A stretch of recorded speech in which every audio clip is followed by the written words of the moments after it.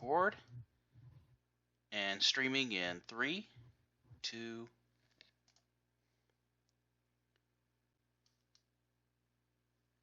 Okay. I think we're good to go. I think we're loading. We're loading.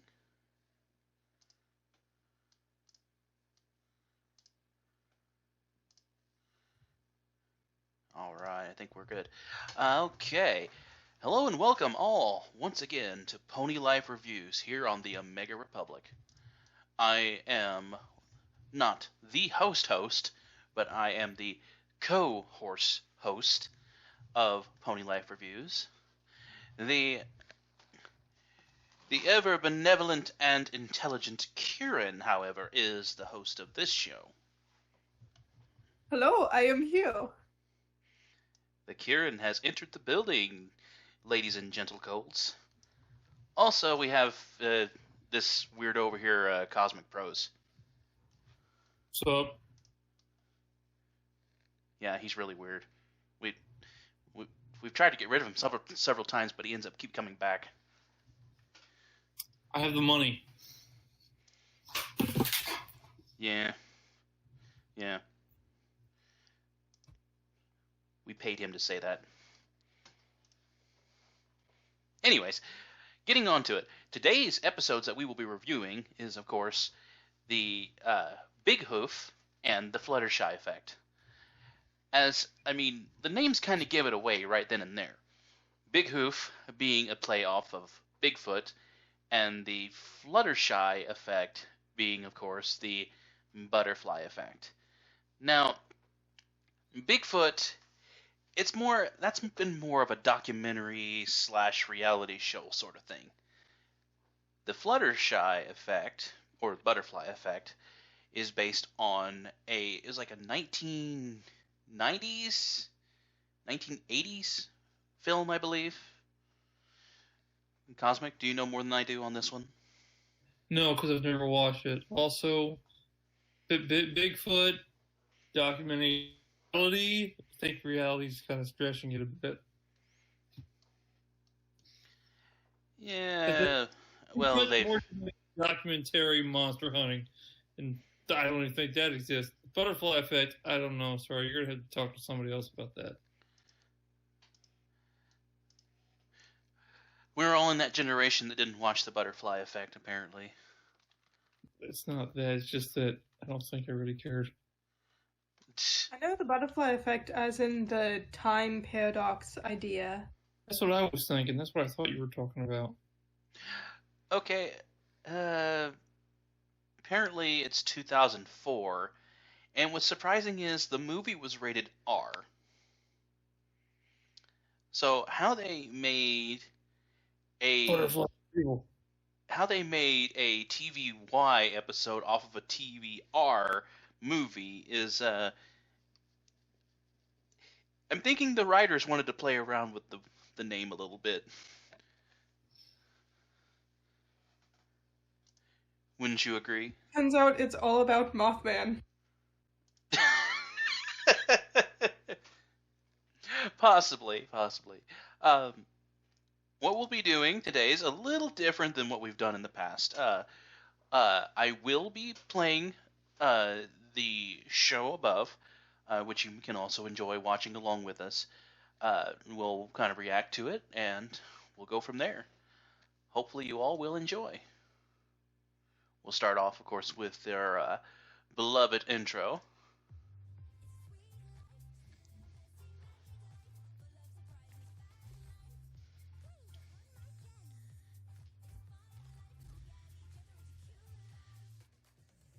I don't know if it's fair that Rarity is the only one that actually gets a speaking line in the intro. Well, they all sing though. I think it's fine because nobody else has dims. I mean, how are you gonna fit everything in there? Oh, wait. Darn it. I hit it way too late. Alright, I just want to pause it on this right here. If I get the actual captions off the screen. As you can see, Big Hoof walking. What we first look at this title screen and see a couple of things here. First being, of course, our beloved yellow horse, wide-eyed and staring deep into an electronic device. What are your thoughts on this? That seems really like today. It's really what everybody seems to do today all the time. I don't, because my phone doesn't have a whole lot of that cool stuff. I use it to talk and text, and I rarely do that. But everybody else, I'm attached to my phone. I can't put it down, and it's really true. Soul, what are your opinions of this of the title card? Possession. Well, you know what? I could see that. Granted, have either of you watched Centaur World? Yes. Oh no. Dream. Except for the normal horse, it's a fever dream.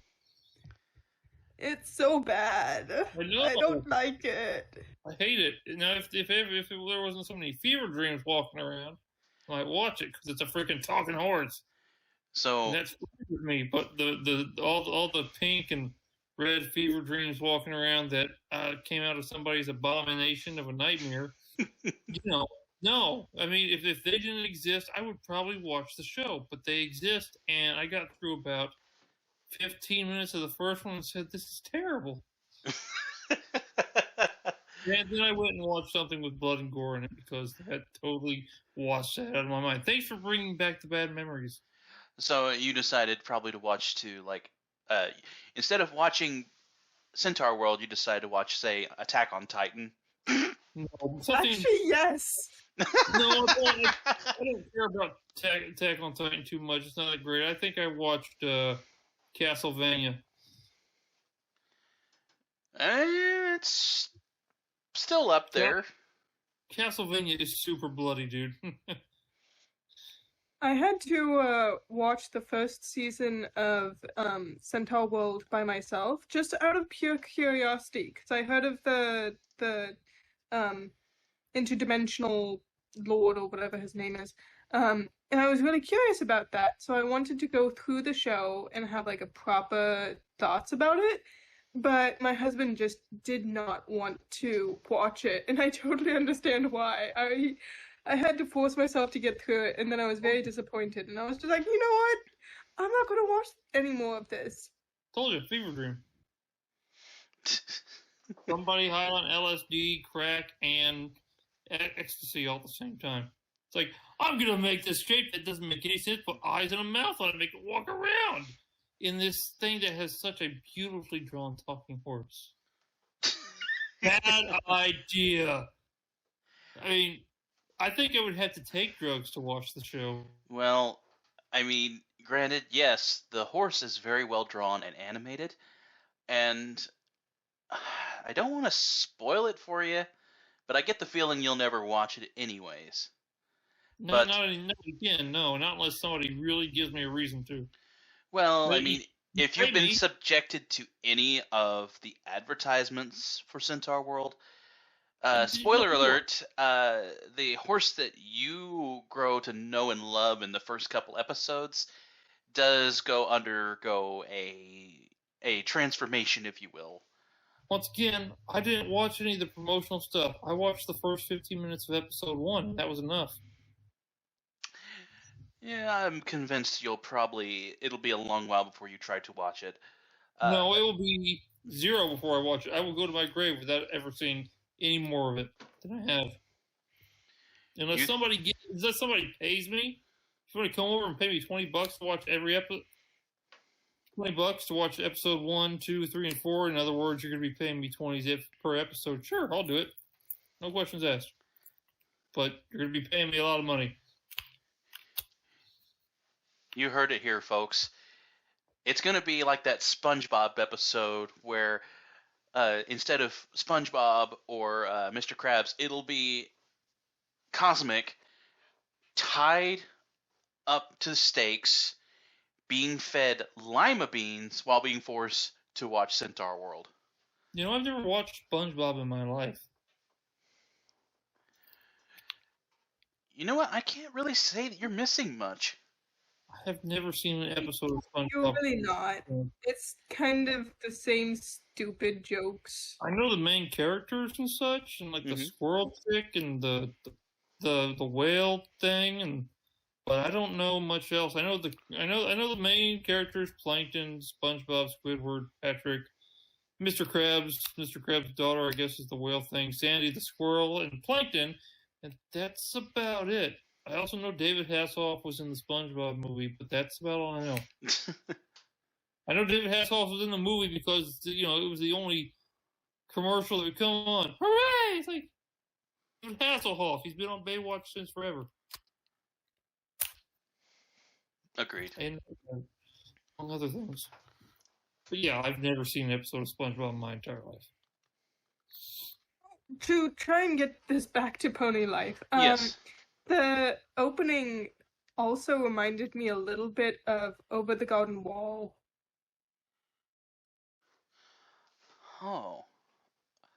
The shadow monster, sort of. The horns remind me of that. Sorry. No, I've just never seen that. Oh, it's such a good show. Care to give a brief synopsis of it? Gosh, it's really hard to explain. It's these two kids who get basically lost in the woods, and they have to go through certain adventures. It's only a 10-episode short series, I guess you'd say. But it's really I don't know how to explain it, but it's a good show. Nice. Anyways, yeah, getting back onto it, the writer, also Tanika Stotts, I'm hoping I'm saying that right, not only helped write this episode, but also in another familiar TV series, also wrote some episodes for the Steven Universe future. So Really? They are not a too unfamiliar writer. I do not know which episodes. Let me double check here. Yeah, Steven Universe Future.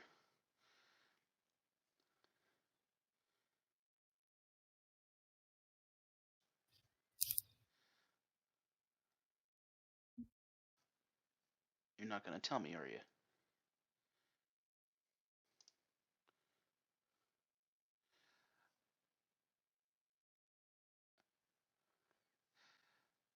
But anyways, yes, she is a writer for Steven Universe Future, which, of course, I've seen a little bit of that series, and I love it.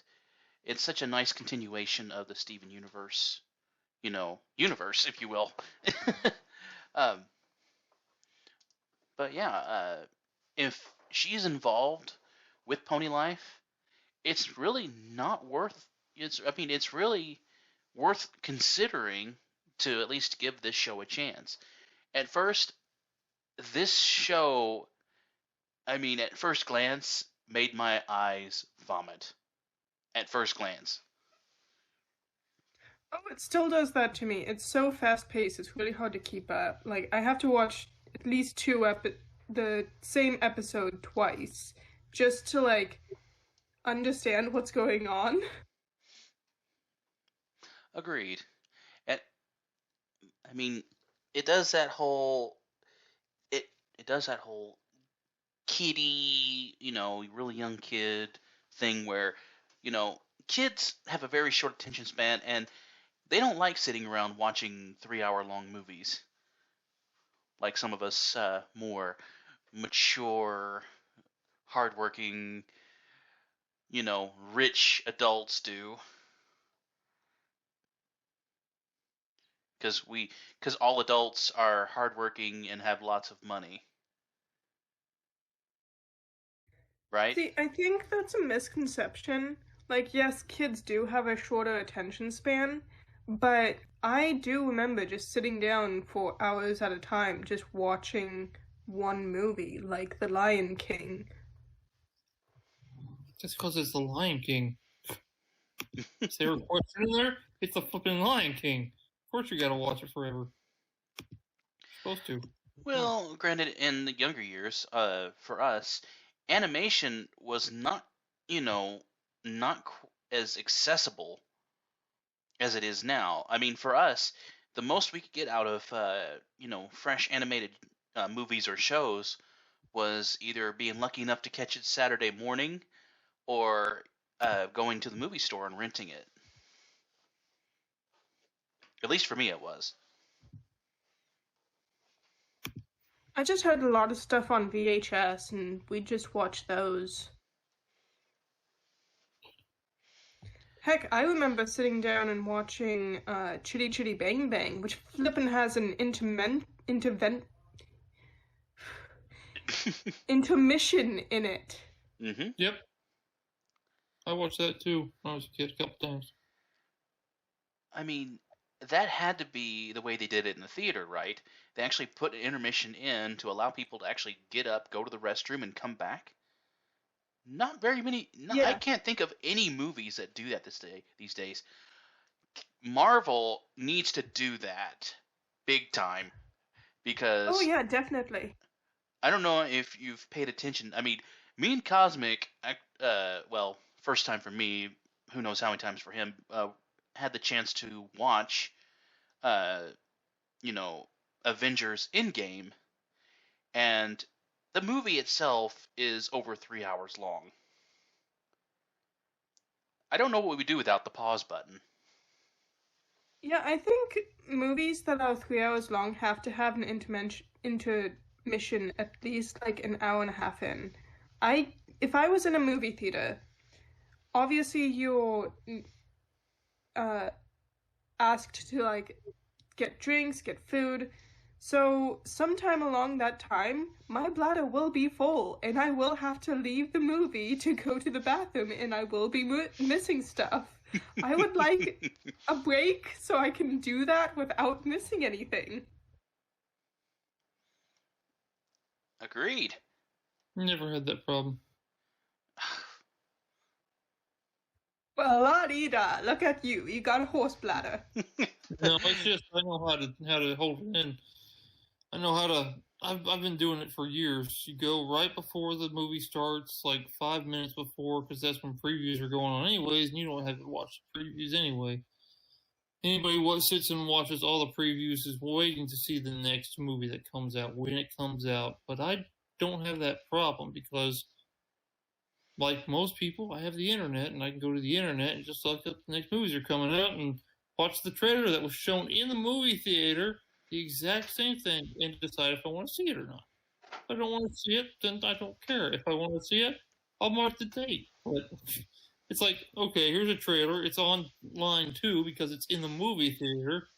It's like if you want a soundtrack from the movie, just go to iTunes or whatever and listen to it. And if you want to buy it, go ahead and buy it. It's not hard. I mean, for me, I've just never had the problem because I go right before the movie starts, and I don't sit there and drink my whole entire soda in the first 5 minutes and stuff my face with popcorn for the next 15. Just me. Sounds to me like you never truly lived. Oh yes, I guess I shouldn't be complaining since I don't go to movie theaters anymore. Like, I do it as a social thing, but then you're not really talking to people, so I don't know. I don't find it as a good social interaction or worth the money to go anymore. Well, for me, it's always a social interaction. So I go with somebody because it's a 30-minute car ride to Sparta, which is the nearest theater. True. So to make it social, you go with somebody because you have to drive to the theater one way or another. And then force them to buy your snacks. I've never had you buy anything from me. My family has been such cheapskates that we usually just sneak snacks in, if we do get snacks at all. Like, we never buy from the stands. Well, we've done that before too, but we've gotten to the point where we make sure that we have a few extra bucks on the side, even though it's like seems like you spend $30 just to watch a movie and have a meal inside the theater. I had a friend sneak in guacamole and chips once. That's easy. Guacamole. That's a new one. Anyways, let's continue, shall we? Okay, let's let the episode begin.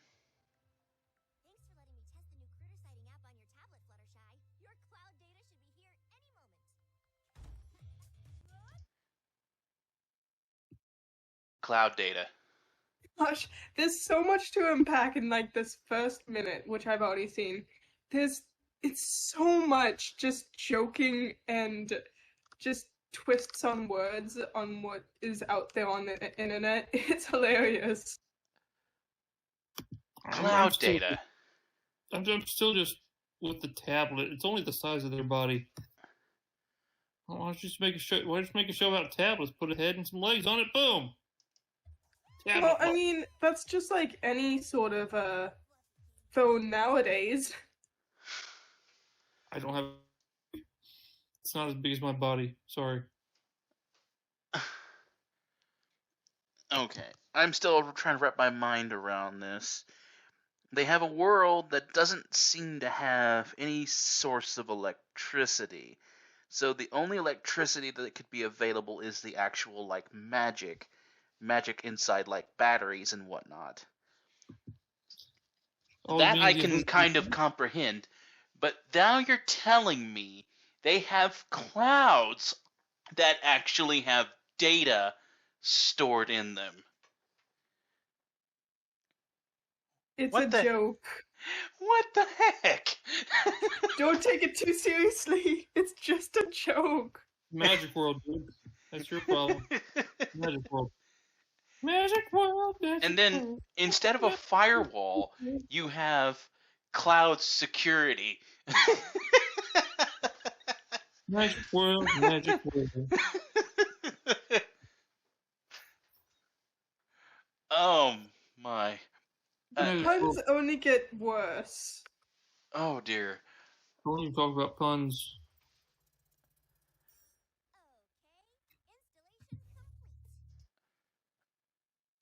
Okay. That is one heck of a powerful tablet. I mean, I don't know if I could ever download anything that fast, unless it was like some sort of just like, just a text document with only one page. So Yeah, but also the show's like 5 minutes long, so they have to make it super fast. Yeah. No, the whole episode should stick true to actual technology, and the whole episode is just them just sitting and waiting for it to buffer, and then for the authentication process to complete, and then for the firewall to show that it doesn't have any viruses in it, and then it starts to download it.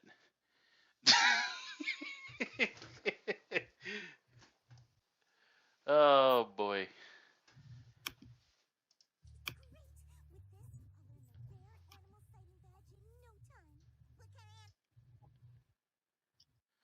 Okay. I'm sorry. I know I keep pausing it, but we're going to touch on this real quick. A rare sighting animal badge. Rare animal sighting badge. Anyway. I wasn't in Girl Scouts, but I was in a scouting program, and they didn't have stuff like this, I swear. Yeah, but can you imagine how hard that is to put that onto a child and say, now, if you don't complete this, you will never get this badge, and there'll be other people that will get this badge, but you'll never have one, and they will hold this over your head because you did not get this badge, and there is no way for you to get this badge because there's no way you can actually, complete this badge without going out somewhere. I know how to do it. Go to the zoo. They never said you can't go to the zoo. Right there at the very opening of the St. Louis Zoo is a red panda. Red pandas are very rare to see during the daytime, which is when the zoo is open. Because red pandas are nocturnal. But yeah, go to the freaking red panda. You're not going to find a polar bear anywhere except, the Arctic. There's a polar bear at the zoo. Go see the penguins. They're at the South Pole. They live in Antarctica. It's got to be hard to get to. I don't know anybody. There's also a lion with Down syndrome. I think that's pretty rare sight. Wow. That's different. That animal shouldn't be in the zoo. It's terrible. It's so sad. Well, it wouldn't survive in the wilderness, so I think it's better that it's in the zoo. It will survive less time in the wilderness, so it will die sooner. Putting it in the zoo is just like terrible punishment. It's okay. Walking through a wall and stuff.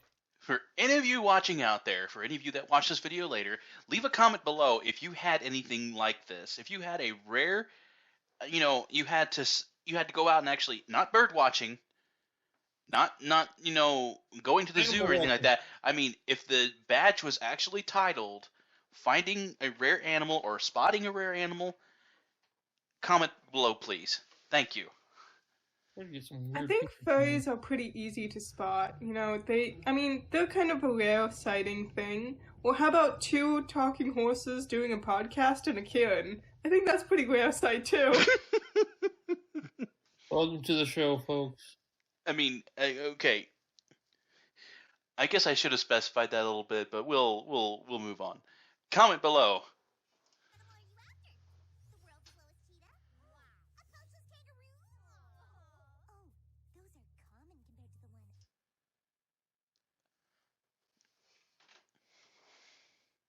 I have to say, you can definitely tell the artist who's doing this did the Littlest Pet Shop stuff, because their drawings of other animals rather than just the ponies looks like Littlest Pet Shop.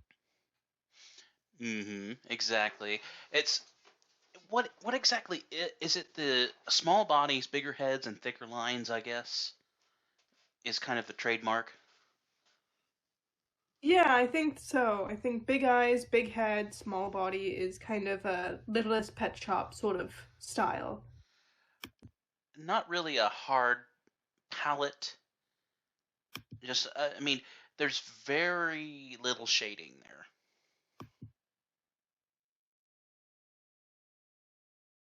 Would you agree?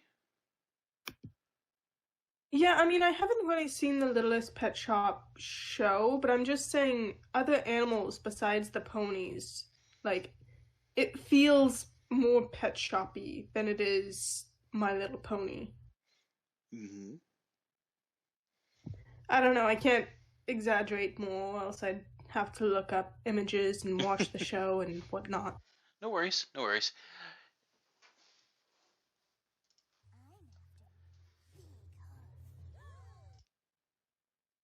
I love the reaction to that.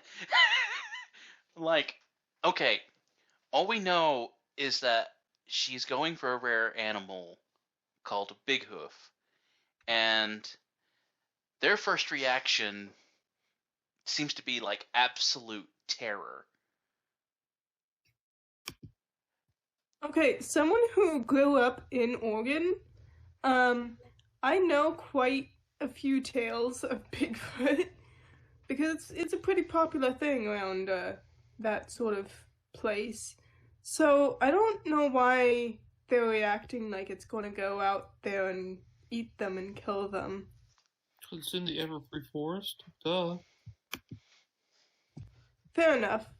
But actually from the description that they said, for a second I thought they were just talking about like a deer. Because that would be so different from the usual ponies. It's troubleshoes. That's what it is. Okay, you're going after a rare creature called Big Hoof. But the audience knows nothing about it, but all we get is, the first thing that we see is a confident Fluttershy and 4 halfway freaked out friends. So this is something that we're either meant to fear, or this is something we're meant to expect doesn't exist. And they're just freaking out because Fluttershy's lost her mind. Which, of course, that's a possibility as well. If any creature was to be what Fluttershy went after, I would have expected her to go after something like, I don't know, Mothman? Well, I mean, we could go after Mothman, but what's a man in this world? Fair enough, but I just thought it would fit with her, like, butterfly physique sort of style more than a Bigfoot. So rather than going around a mammal, you expect her to possibly explore the wide variety of insects available in the world. Yeah. Sure, he does that. Well, I mean, Butterfly. her cutie mark might be a butterfly, but it's mostly based on nature. Nature and her, well, actually, her connection with animals, I suppose I should say. With butterflies. True. Let us continue.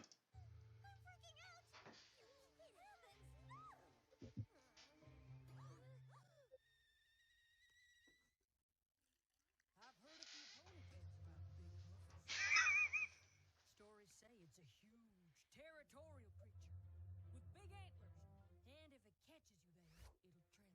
I get the feeling that Applejack's, like, copying her grandmother in, like, oh yes, I know this thing. I'm getting that sort of vibe. Kind of going the whole old man, old lady, been around, if you will, style. I've seen some things. I've seen many things in this world, but none compared to Big Hoof. Okay, so apparently, when it comes to Big Hoof lore, Applejack considers herself to be the expert, apparently, in this scene. And now we get a possible insight to Big Hoof having some sort of magical properties, if you will, turning you in to a Big Hoof. So wouldn't that mean that there would be more than one Big Hoof wandering about? No. Big Hoof, like Bigfoot, he's like a phoenix. After about 300 to 500 years of roaming around, he melts into ashes, just explosively bursts into flame, melts into ashes, and rises as a new one from it, just like a phoenix. Yeah, but you'd have to worry about forest fires if that happened. No, because Smokey's roaming around too.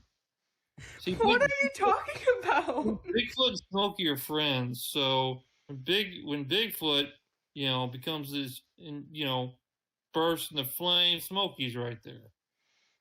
Okay, so you're telling me that Bigfoot and Smokey live in the same house together, and then Smokey's like, "Okay, Big Hoof, how many, or Bigfoot, how many more days till you burst into flames?" I didn't say anything about a house. You gotta be. I don't know what you're talking about. Houses. Smokey and Bigfoot do not live in a house. They never have. Bigfoot don't live in no house. Smokey, the only thing that's different about Smokey from other bears, he walks around on 2 feet, wears pants, and has a hat on. It's the only difference he is from other normal bears in the wood. Okay, you're talking about furries. No, I'm talking about Smokey. Okay, but does he have like an insurance policy set up for this? I mean, what's their equity? Does he have a good percentage rate? What are we talking here? I mean, you're not listening because I just told you they don't own a house or an apartment. They aren't roommates. Smokey does his thing when he's doing his thing. Bigfoot does his thing when Bigfoot's doing his thing. They just, know when to meet because every 300 to 500 years, Smokey says, "Hey, I gotta go meet Bigfoot." And Bigfoot's like, up 300 to 500 years. I gotta reincarnate myself soon as a phoenix, kind of a deal. Bursts into flame. Smokey's there to put out the fire. And then Bigfoot rises from his ashes as a new Bigfoot. I don't know where you're even getting this idea. Bigfoot is technically supposed to be just a bipedal giant ape. Well, that's what people are. Well, what did you just say? He's supposed to be. Supposed to, but isn't. Well, no, the idea of Bigfoot is he's a giant ape that lives in forests, and there have been sightings wherever in the United States where there are forests. So he's a giant ape that lives in the forest and is bipedal. That's the idea. That's the idea. You're saying things that don't make it so. So that there can be multiple He is a bipedal Bigfoots. ape, but he's also a phoenix. Together. No, Yes. there's multiple Bigfoots. No, there's one Bigfoot. No, there's multiple Bigfoots. No, there's a Bigfoot and there's a Sasquatch. Those are two totally different things. Hold on, I disagree with you there. Sasquatch and Bigfoot to me are the same thing. Because they're both considered to be the missing link. Well, they're not. They are supposed to be the missing link, and I thought their cousin was the which one was the snow one? The Abominable Snowman or the Yeti. Also, The Yeti was supposed to be like their cousin. Two different entities, the Abominable Snowman and the Yeti. The Yeti lives in Russia, the Abominable Snowman is in Canada. Two different entities, totally different entities. Sasquatch and Bigfoot are different entities. People think the names are interchangeable, but they're not. Because they don't mean the same thing. You have to ask an Indian who actually knows about Sasquatch what the word actually means. I don't know what it means because I'm not Native American. I've never asked what Sasquatch actually means. But Sasquatch, Bigfoot, different entities. There's also the skunk ape. There's the Boggy Creek monster, which you could call them a Sasquatch because they look exactly the same, but they're not. They're different. My favorite has always been the we're getting off topic again. We are. Let us continue on this epic journey of this, 10 minute? It's like a 6-minute episode, so we shall continue. Episode. Yes. That we've been talking about for like 20 minutes.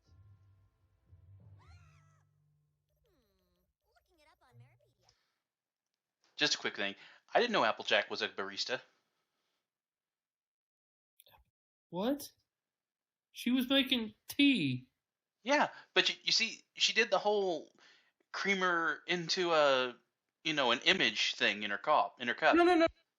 She smashed the cup. So technically she'd be more like a witch. A barista witch? No, there's only one witch. She's not in the show yet. Come on in, dearie. Can I get you cream or sugar? Okay, Copper's gone off the deep end. He's had too much tea. Probably.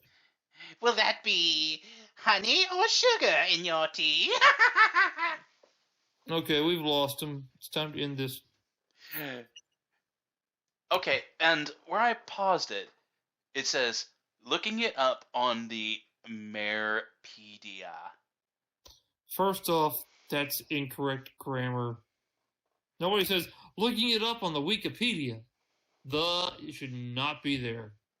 I don't even know, does she even... Anyway, that's really grammatically incorrect, and I have a problem with that. But it's the Marepedia. No, it's Marepedia. It's not called the Wikipedia in our world, since that's, the link between the two. Who calls it the Wikipedia? I do. Nobody. No, you don't. Hey, Paul, I'm going to look it up on the Wikipedia. No. Anyway. Some grandma calls it the Wikipedia. See? It does exist. Yeah, but anybody, because since Wikipedia is, as old as her grandma, no offense to your grandma, but I doubt Wikipedia was around when her grandma was around. Nobody calls it the Wikipedia. I call it Wiki or Wikipedia. I don't call it the.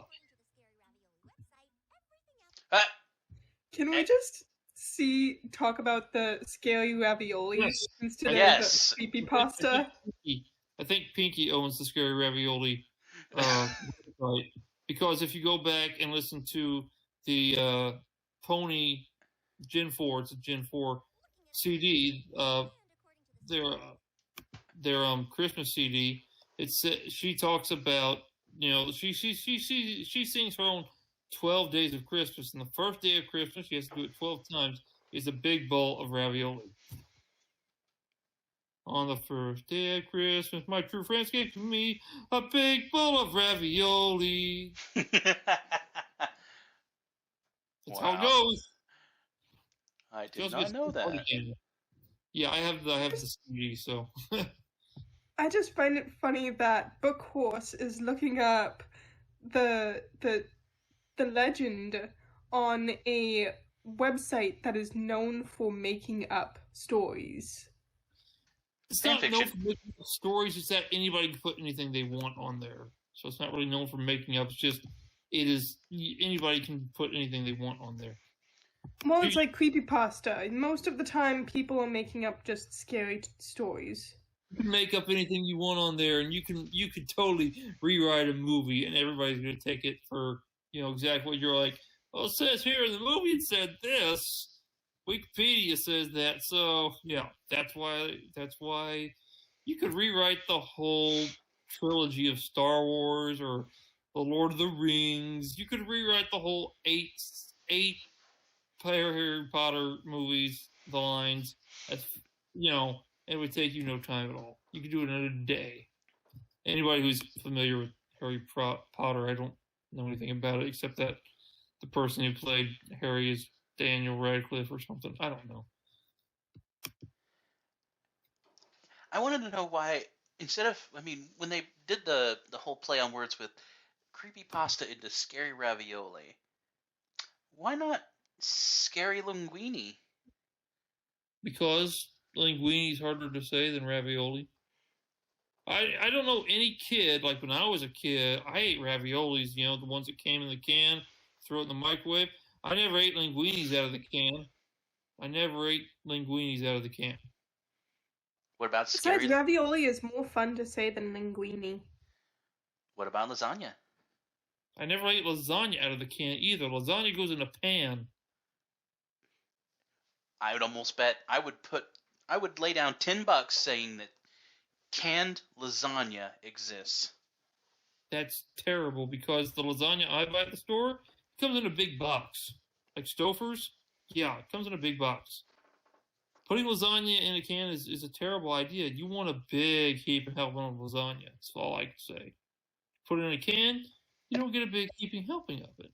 I don't want a little tiny can of lasagna. I want a big piece of lasagna in a square shape. Unfortunately, not many cans come in a square shape. Most cans come in a cylinder-like fashion. And then they make this noise when you try to dump out. Yeah, I don't want to hear a slop from a lasagna. That will make me not want to eat it. Because that's a disgusting sound. It is. For some reason, I associate that sound to baked beans, and now I want some baked beans. I associate that sound to wet dog food. What do you think of that opening scene in Back to the Future where Doc's thing goes off and it's dumping out Einstein's dog food? That is the most disgusting scene in that movie of all time. Like 5 cans of dog food, wet dog food, all dumped in the same spot because Doc and Einstein haven't been there. It's like, that's disgusting. Even Marty McFly says, oh, God, it's disgusting. And he's right. That's the most disgusting thing I've ever seen.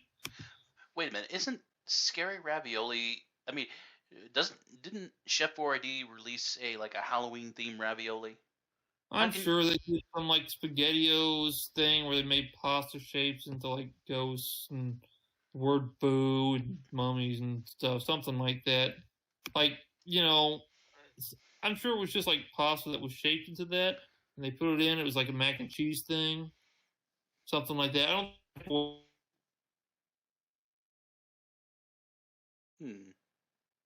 Anyways, continuing.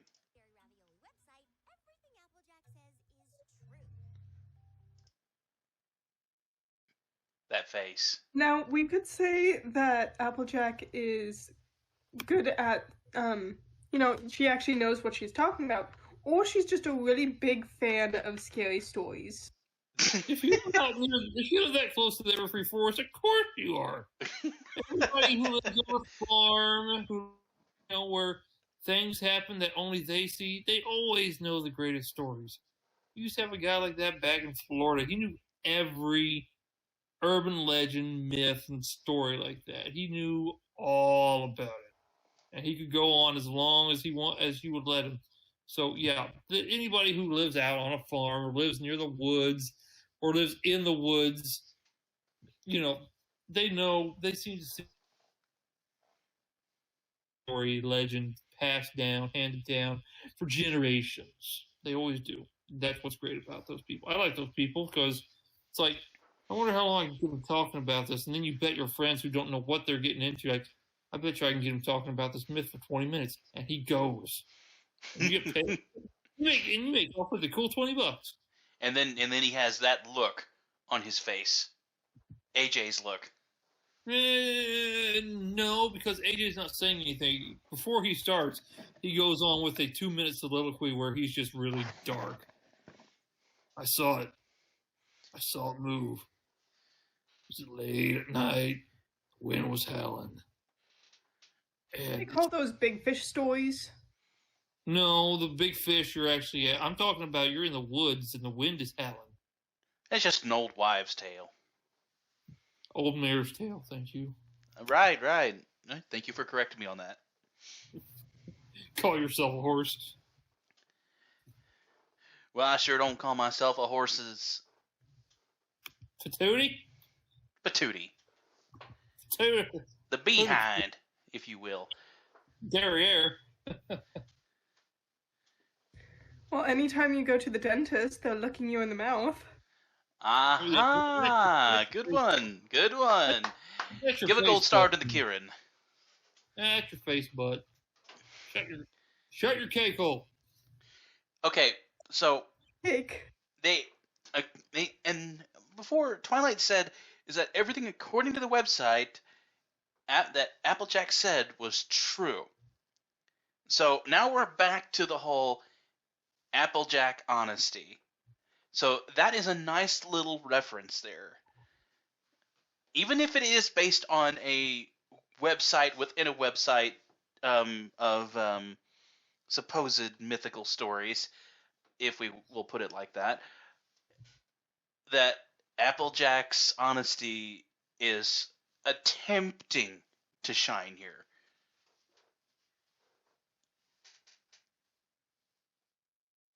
So what are your thoughts on that?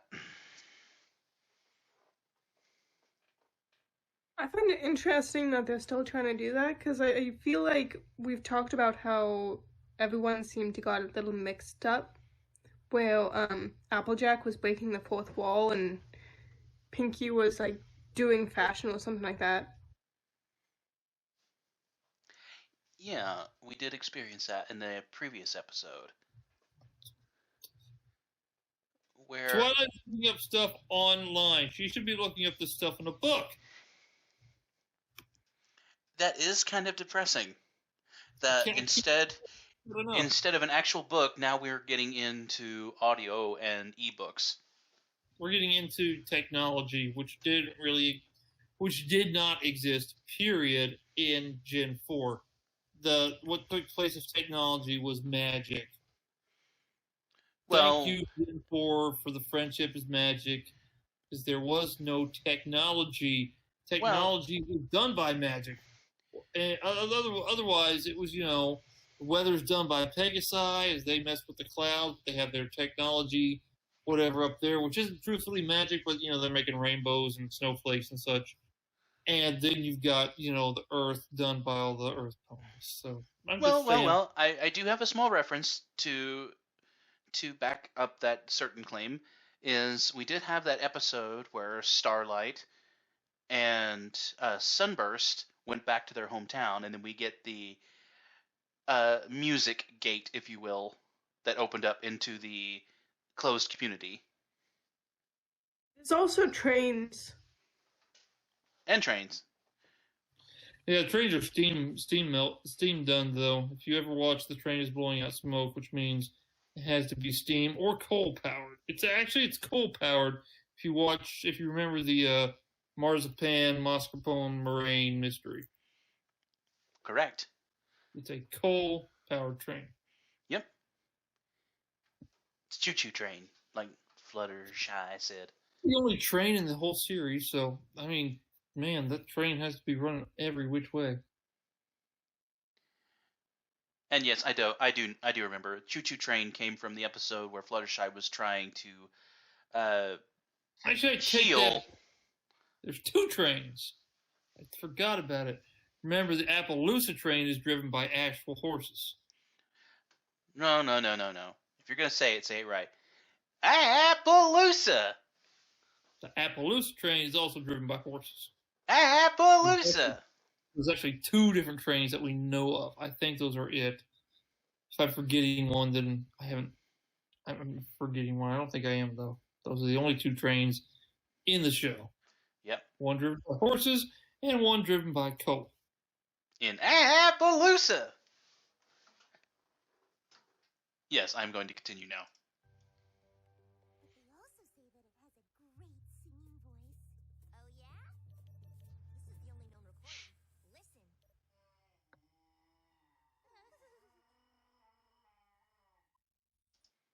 Listen. So majestic. I find it funny that Fluttershy first got like shocked, but then now she's like, oh, falling in love with it. That sounds like me getting up every morning, or actually every night. Yeah, sounds like when I get up to go to work. Well, I mean, you consider a Wookiee's voice majestic. No, I don't consider it majestic. I consider it depends. It depends what it says, because sometimes it sounds. Because sometimes he's laughing, sometimes he's yelling, sometimes he's just. That I don't know what that is. That's not how he laughs. It sounds nothing like how he laughs. You need to go back watch episode 5. But sometimes he's laughing, sometimes he's yelling, sometimes he's just making small talk because that's what he does. You just gotta listen to the Wookiee. I wouldn't say it's majestic. I actually try to think about what he's actually saying. I had to wait to what the second person says. The person who's more or less quote unquote translating for him, but not truthfully translating, because even in some of the canon, Han doesn't actually know what Chewbacca says, but he's guessing, and he makes good guesses. So even Leia knows what Chewbacca says because she makes guesses too. Episode 5. Once again, Right. after Han I got been you. floating on the carbonite. So majestic. Majestic, that is, until it captures you, leaving nothing but its giant, ghastly footprints. Ghastly. Yes, it's It might yeah. not want to be found. What's the worst that could happen? If Pony... Okay, when somebody says, you go looking for a giant creature that lives in the woods, and then it says, what's the worst that could happen? Let me think. What horror movies do we know that involves this sort of situation? Well, you don't just have to have horror movies. You can have all sorts of movies. I mean, it doesn't have to be the woods. There's all sorts of movies where that kind of thing happens. Has anybody ever seen what's it called? The Chernobyl Diaries? It has nothing to do with monsters, but something is in the Chernobyl area and kills people. So yeah, they abandoned Winnebago. Nobody was in it, but there was people in it before. I love that at the beginning of every one of those movies, there's a tape they find.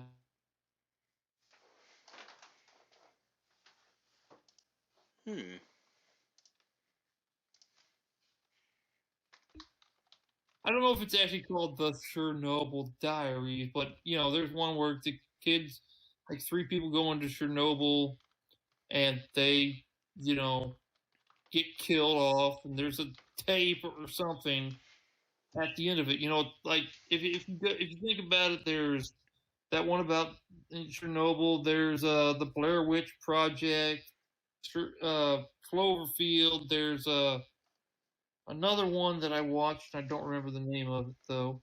But yeah, that happens all the time. The Blair Witch Project is a great one. There's 3-5 kids in the woods, and they make a tape, and then the tape is watched. It's like, it's like when in the movie The Ring they say, don't watch that tape. Don't do that. People are stupid. People are Agreed. stupid. I don't know. I don't watch very many horror movies, but I know the trope of don't be stupid. Don't Welcome tempt to the fate. world. Unfortunately, can't fix stupid. Sad. Can't fix stupid. Go to the woods. Look for the witch. Listen to his lonely song forever?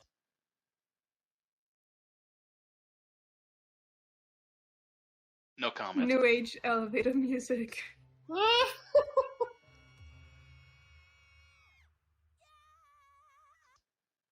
Delayed reaction. Who else thinks that Rainbow Dash actually likes that type of music? It's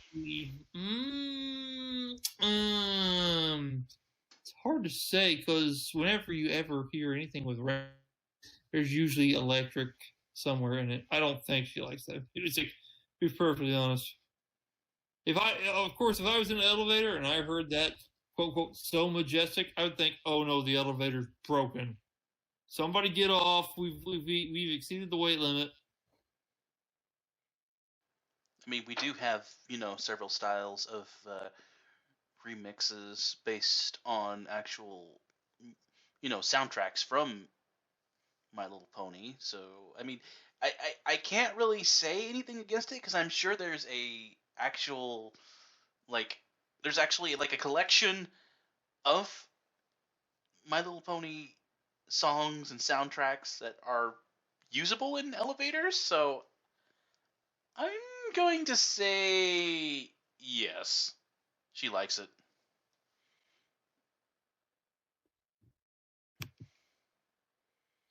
I'm on the other side of the fence, I guess.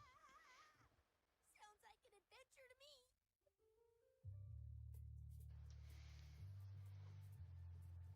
I can't believe we're doing this. It's not like any pony's gonna get hurt. And look how happy Fluttershy is.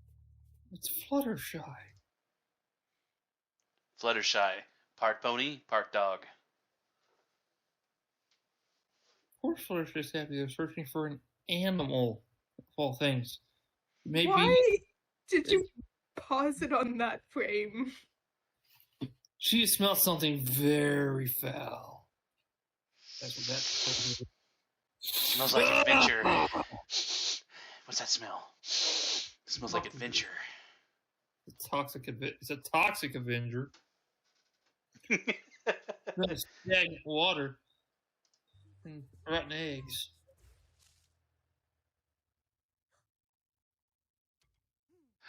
A stick. Okay, Stick. can I point out the background is filled with giant carrots? Yes, I noticed that too. Like, because like in a minute they say, "What do you see?" I'm like, giant carrots everywhere. I mean, I think there's also giant strawberries somewhere. I just noticed the giant carrots. Like, what? And more How giant small all of carrots. these ponies? I see her. She's breathtaking. Of course. Oh wait, that's me. Oh, I stand by my. If only I had the confidence we already did. Of course you do. Of course you stand by your opinion. That's because it's your opinion. Boy. Very. Giant carrots. I see giant carrots. Nothing to be afraid of, Applejack. Doesn't mean we shouldn't be careful. Hey, did you see where Fluttershy and Pinkie Pie went? Yeah, they're right over there. They've been hoof-napped by Big Hoof. What?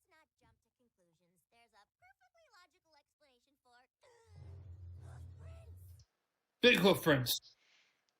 Yeah, that seems logical. They are the strawberries too. Yeah, yeah, I see him. The hoof prints look weird.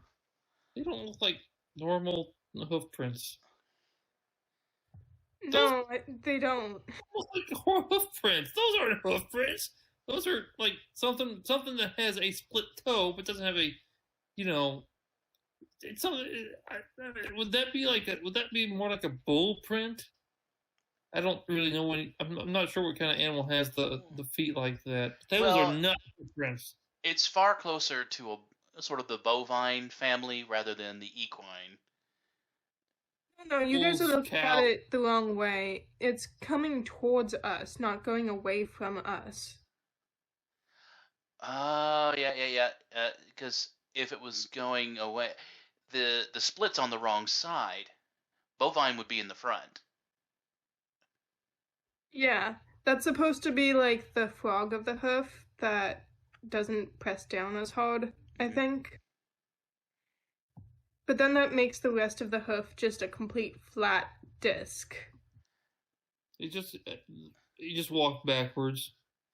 Well, I mean, if it is an equine, that's a very oddly shaped hoof.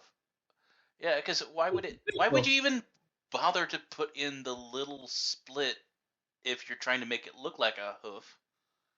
That's why I was wondering, like, it's not a hoof print. What the heck is that? It doesn't look anything like a horse print. Does anyone watch Gen 4? Let's see where these tracks go. Maybe they got lost. Maybe they were sucked into an alternate dimension.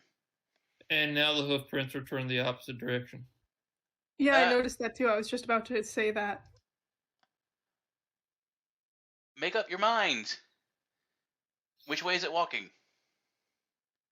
I don't know. I wasn't the one who decided this. I mean... And you know how the hoof prints just seem to end? There's 3 different ways you could go. The hoof prints just seem to end, like it jumped off of the path. Of course, I don't know why you would be on a path anyways if you don't want to leave hoof prints behind. Well, to me, it seems like the hoof prints kind of evaporated. Like, they did walk into an alternate dimension. Maybe they're in the Twilight Zone. No, wait, Twilight's right there. That's Pinky. What do you expect? It's a ghost. It's Pinky. I don't know where you are. I don't know who you are. But I will find you. And I will kill you. Get it? Because they've been taken? Let's continue. Eh?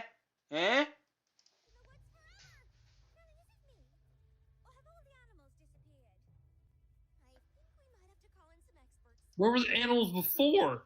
Oh my gosh, the animals are gone. There were no animals. They're in the upside down.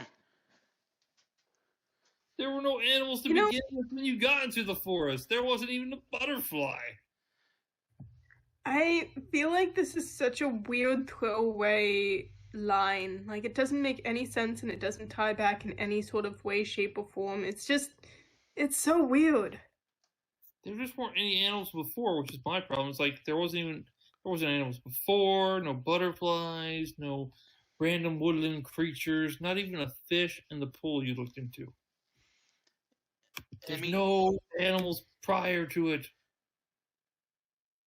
The animals didn't disappear. They were never there to begin with. Well, you did have giant carrots. I mean, those are kind of... No. They're an organism. No. Yeah, but you're thinking of Banjo-Kazooie. Sorry. This isn't Banjo-Kazooie. This is Pony Life. In Banjo-Kazooie, giant carrots are alive, but not in Pony Life.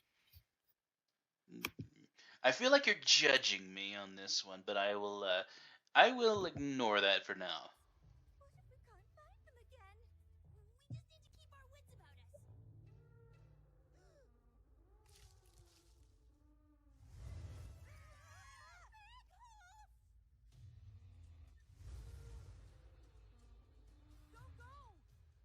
Rainbow Dash, being the true hero here.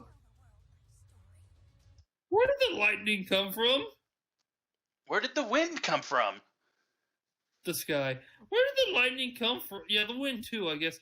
But there's just like lightning and wind, and it just comes out of nowhere. Usually there's a precursor to that, you know. Usually it starts getting breezier outside for wind, just because that's atmospheric pressure and such. Same thing with, lightning, but usually clouds move in, and then there's lightning, sometimes rain and thunder as well. But none of this seemed to happen. It just, boom, there it is. Also, why did the artist decide to show that it's actually a tree that we're looking at? Dramatic effect. No, I mean, if it was for dramatic effect, why didn't the artist just leave it as a dark shadow? Because some kids might get really scared at night of something that they don't know if it's a tree or not. So, ooh, tree, not scary. I agree with Copper here. It could have had a bit more suspense. Fluttershy's evil! I knew it. That makes me sad. This was her plan all along, to lead Okay. the poor children into the forest and eat them. Exactly. Also, keep in mind, we have no perspective on how big or small she is right now, and keep that in mind.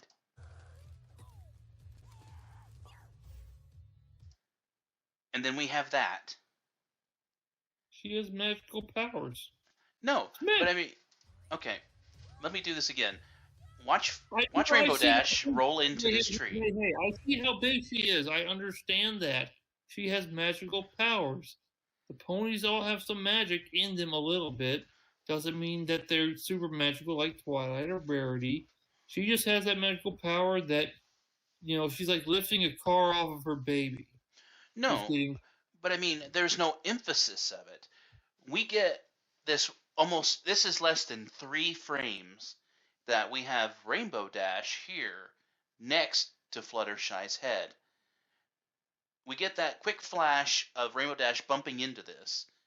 So naturally, when we see this, it's hard for us to assume that Fluttershy is in her big form. Right now, we just think she's in her normal form. So the animators kind of rushed this a little bit, in my opinion, because we get this. It's a 5-minute show for 7-year-olds or less than 7-year-olds. I mean, what do you expect? I mean, this is something that kind of irritates me right here. Whenever you're giving a character a special power, you want to make sure that the viewers can fully soak in when it's being used. Right here, I almost missed this because it was so quick and so brief. It feels like if they were going to emphasize this a little bit more, Rainbow Dash should have gotten stuck in Fluttershy's hair, or just something of that to that degree. Yeah, I agree. When I first saw it, I thought Fluttershy was the one stuck. Like, she was just stuck in a tree rather than being gigantic. I don't know. It was kind of a strange thing. But I mean, you get what I'm saying now, Cosmic, correct? I guess I'm still just saying, mother lifts the car of a baby, she gets superhuman strength. So Fluttershy trying to get one of her best friends out of a tree, she becomes super pony. True. I just feel like, since these powers are kind of a one-use kind of deal per episode, well, more or less. I know I'm kind of not really emphasizing that enough, but to me, having her get bigger based on her emotions or based on her actions is something that would be very interesting here. But it feels like it wasn't. It just there wasn't enough of a build up to it, and it just kind of it quickly brushed underneath the rug.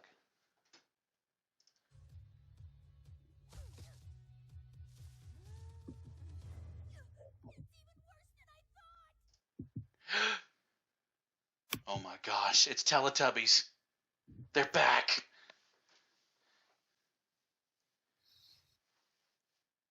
Okay, continue. I don't like this because obviously Rainbow Dash can see that it's Fluttershy. So why is she freaking out? I don't Because get it. it's like what happened back in Gen 4 when Twilight walked in on Princess Cadence when Rarity was trying to fix her hair, thinking that she could skip step 12, and it would be like if Rarity walked in to somebody trying to fix her hair that has it would be Rarity walking into something terrible. It's like you walk in on I'm not going to even go into that, but it's where you enter a scene in life and it's like, this is terrible, I can't even watch. It's like watching Centaur World. Hey now. It's like watching Centaur World. Oh my gosh.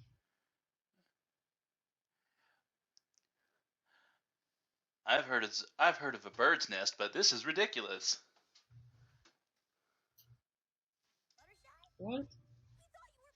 It's just a rat's nest. Oh, rat's nest.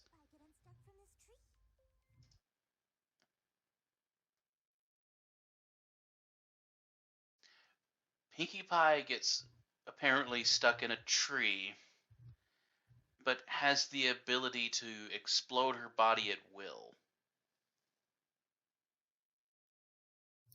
Would you really want to try and explode your body in a tree? Probably not. You don't want to destroy a tree for no good reason.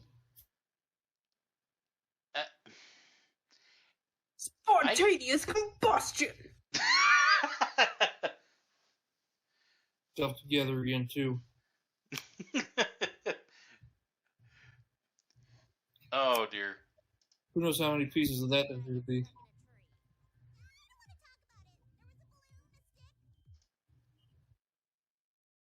Pony with super action spontaneous combustion! Buy it now! There's a balloon and a stick. Where's the which stick? Why do I feel like this is supposed to be referencing something? Hey guys, I got a horrible. It was so horrible. There was a balloon, a stick, politicians. It was horrible. They were everywhere. Oh, and I got stuck in a tree. You don't even need the balloon or stick. You just need the politicians.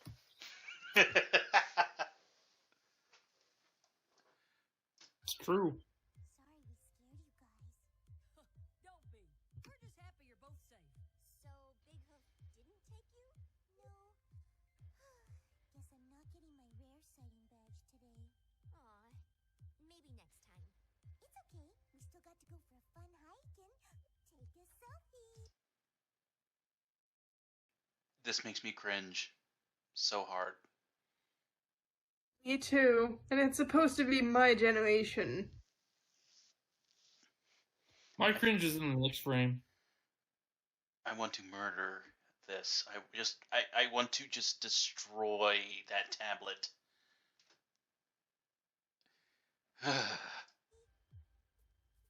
Okay, pause it. How did Pinkie Pie and Fluttershy get their hair so clean in a quarter of a millisecond? Magic. Whoa, okay. Wait. Remember, leaves, sticks, hair all messed up, Okay. and it's just from one frame to another frame, and their hair's perfect. Look at it. Not just their hair, not just their manes, also their. Okay, that is something I missed. Yeah, I missed that the first time too. I didn't miss it. I'm like, this doesn't make sense. That doesn't work. You gotta at least get the sticks out. You can brush the leaves out, but you gotta pull the sticks out. Come on. Now, Pinkie, I wouldn't be too worried about. But Fluttershy, come on. Fluttershy's got this, this wavy thing going. Pinky just got the poofiness. But Fluttershy's got this wave thing going on. It doesn't work that way. Come on.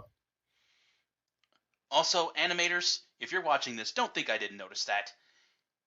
Applejack is not a background pony, people. I refuse to accept that.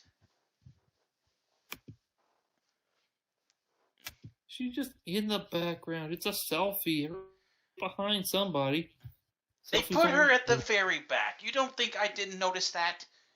Maybe she's maybe she's a pony. Please. I might wear glasses, but even I can see that. It's in the back of every family photo. It's so convenient that they left a little space in their selfie for Big Hoof to be right there. People don't do that. People don't do that. Wait. Hold on a second here. Maybe next time. It's okay. I'm pretty confident they did it right, but let's... Okay. So, starting from left to right, we see Rarity, Rainbow, AJ, Twilight, Pinky.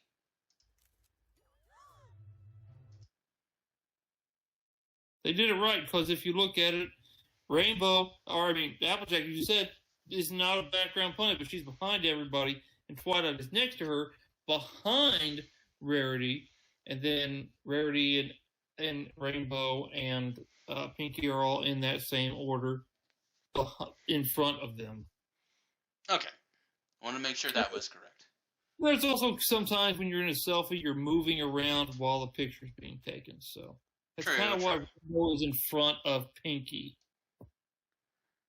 Because we're looking at it from two different angles. We're looking at it from an angle where you're looking at the ponies, and the other angle is you're looking at it from the side.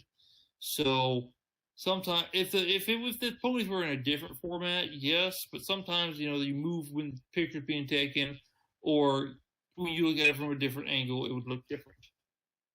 So that's why it appears that, because if you look at it from the last one where it's from the side, it looks like Pinky is in front of Rainbow. But yeah. Wait, though, if you were taking the picture like that, wouldn't it be a mirror image? If you were taking shouldn't it have been flipped the other way? It depends on what you're talking about, because some cameras on phones now mirror it so that it fits the right way, the way you thought it would look. Yeah, you can even there are even phones that will actually take a panorama picture, and it looks awesome.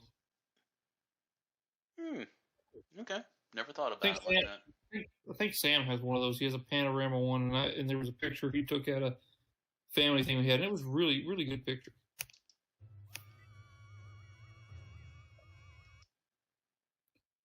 Big Hoof looks weird. And you notice also that Big Hoof can't be just one animal. First off, he's got antlers. I want to point that out. Right. Secondly, its body is made of fur and such not. But look at its left arm. The one that's all black. It's got a hand. Actually, the other one does too. It's I can't see they were trying to do kind of a shading thing there. I can kind of see it. Yeah, but the left arm doesn't look like it has fur on it either. It looks And it might be hard for you guys to see, but the hoof split is in the front. That tells us that he was in fact walking backwards. If those were his footprints or hoof prints, he was walking backwards away. See, that's what I said. I said he was walking backward. Well, I mean, now the viewers can see this as well.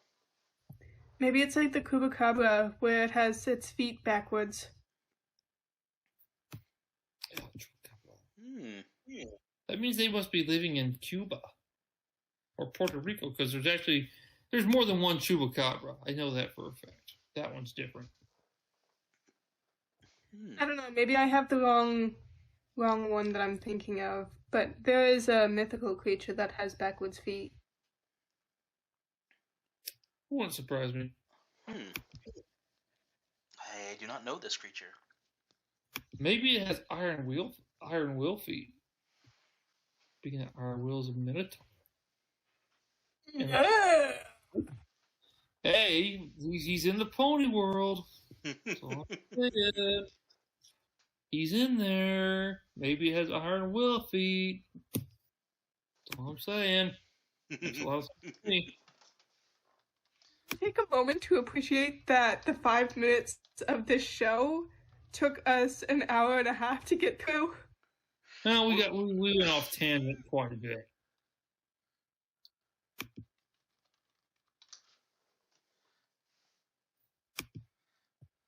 I'm just appreciating how much time it's taken. It's pretty. I think it works so much better to be able to dissect an episode this way. Yeah, Actually, definitely. We cover so much more, I think.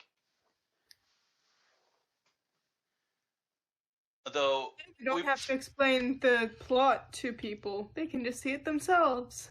Exactly. All right. Now let's move on to the second episode, which, for viewers, we will try to complete a little faster. Just like Rainbow Dash is fast. Okay. I need to pause on that just real quick, because we do need to cover this. Okay. Now, for those of you watching real quick, like we said, this is the Fluttershy Effect is supposed to be a play on the butterfly effect. Keep in mind that these two things have almost nothing to do with each other. So, if little kids are watching this and want to go watch the butterfly effect, I highly advise you do it with a parent, adult, or a sibling who is at least 18 plus years old. Or don't do it at all. Or don't do it at all, yeah. It's good That's good. Because I personally have already watched this episode, and I don't actually like it. Yeah. This one actually, for me, went by pretty quick when I watched it. And there really wasn't a lot of content on the inside of it. From what... Oh, whoops, sorry. 1 second. I'm trying to close my door here. Okay. By the way, what do you think the lesson was in the last episode? Because I can't seem to figure out any sort of lesson. Like, the Fluttershy Effect, I know, has a lesson, even though I don't really agree with it too much, but I couldn't see the lesson in the last one. The only thing I could really gain from it was, like, maybe a hint of persistence, but it didn't really seem to do anything other than, supporting a friend in their endeavors. Kind of what I saw from it, in my opinion, is that even though sometimes things don't go the way you hoped, planned, whatever, if you still did it with your friends, you still got your friends, and you could still have a good time, even though things didn't go as you hoped. Remember, you always have your friends, regardless of what happens. Yeah, I can see how that's the lesson. Yeah. You didn't get what you hoped for, but you did it with your friends, so you still had a good experience in the end. Agreed. Now, in terms of the actual plot of this episode, the title card, I think, does explain a little bit. So, I will give this title artwork probably at least a 3 out of 5. The butterfly is making me really angry. What kind of score would you give this? Well, since I actually since I actually got into the Butterfly Effect, not the movie itself, but the actual time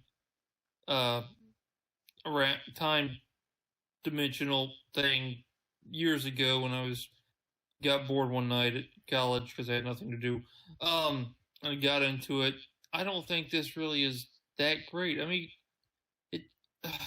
because I can't even connect the lines of her rainbow trail there because I'm not sure which one is more prominent. I mean, I can guess which ones are prominent because it looks like one's crossing in front of the other, but it doesn't really help me because I don't know where she was before and where she's gone. So anyway, I think that the whole episode in itself, the Butterfly Effect, I don't know. I don't agree with how this episode worked. I understand that kind of makes sense, but I would rather it have been something different, personally. And you, Sol? Sorry, I'm hearing a background noise.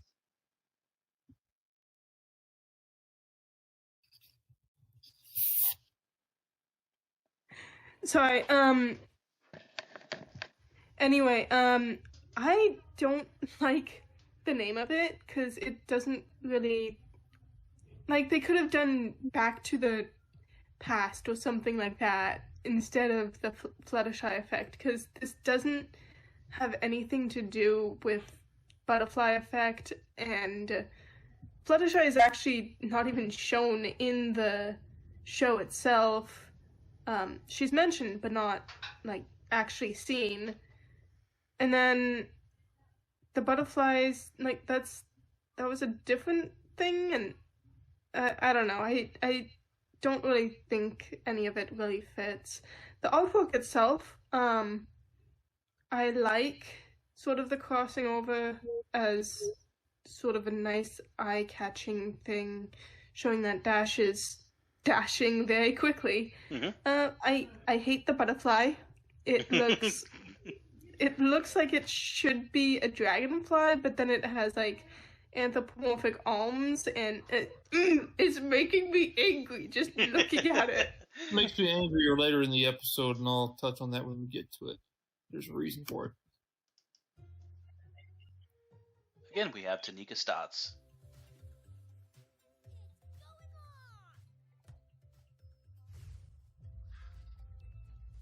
Aloysius. Yep, we get Aloysius.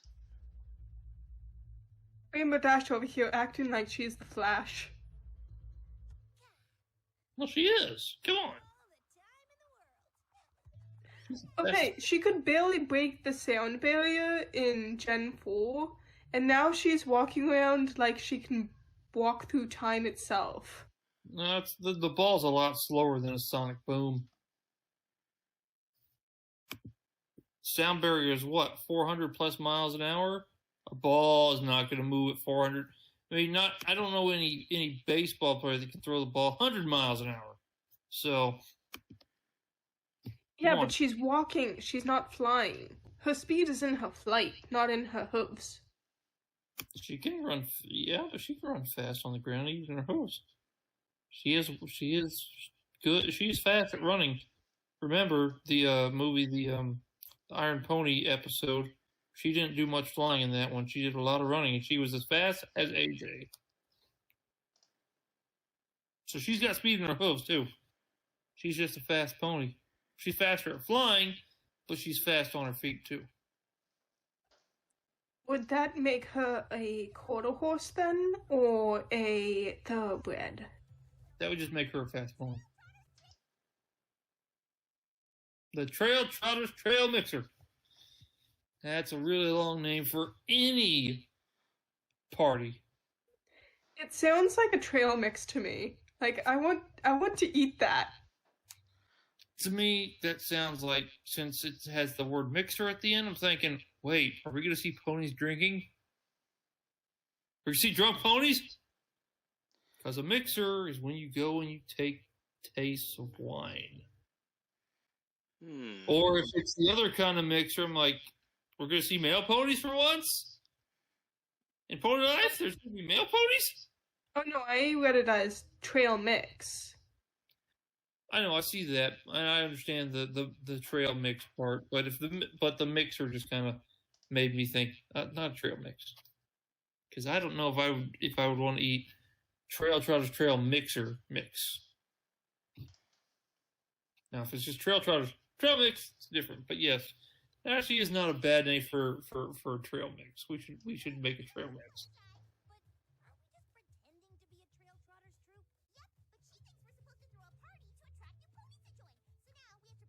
Hey, I don't like how they're all still trying to pretend that they're a group of trail trotters for Fluttershy, because I thought in one of the episodes they talked about how they should tell her the truth.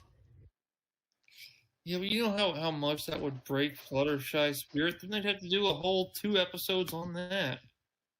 They can't do that. It's 5 minutes.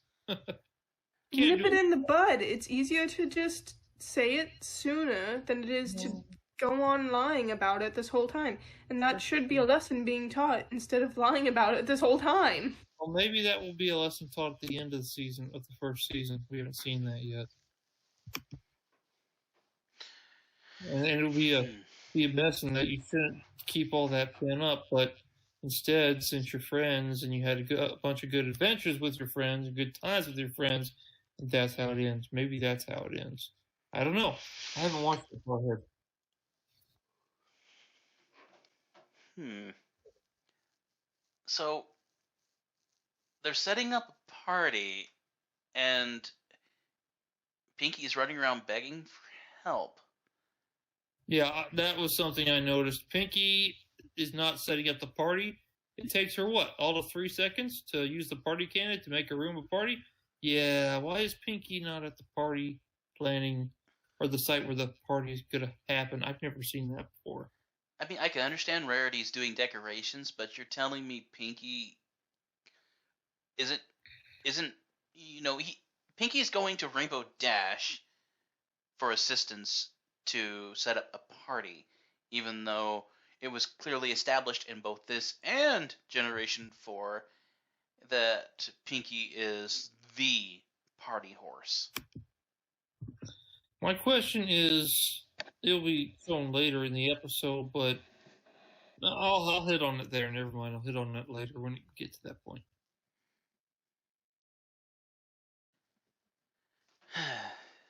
Yeah, I'm a bit disappointed that Pinky is the one coming to help or ask for help.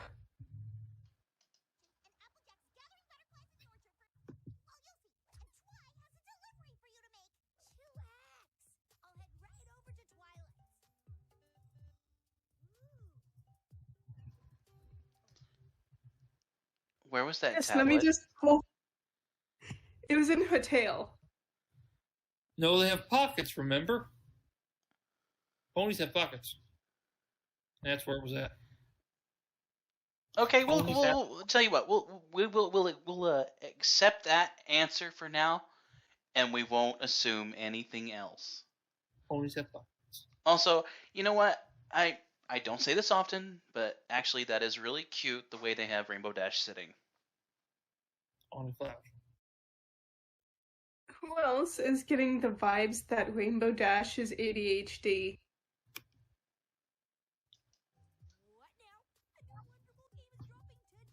Like, look, she gets super distracted super easily, and then she hyper-focuses. That seems like Rainbow Dash to me.